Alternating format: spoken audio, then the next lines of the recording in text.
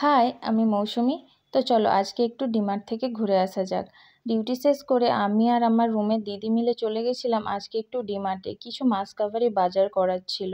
যেহেতু মাসের শেষ হয়ে আবার শুরু হয়ে গেছে আর স্যালারিও ঢুকে গেছে, তাই কারণে গেছিলাম আজকে একটু বাজার করতে। অনেক কিছু ছিল না রুমের মধ্যে মাস কাভারি বাজার, তো প্রথমেই গিয়ে আমি চাল আর ডালটা নিয়ে নিয়েছি, কারণ এটা বেশি ইম্পর্টেন্ট। তারপরে কিছু মশলাপাতিও দেখছিলাম আমি আর দিদি মিলে।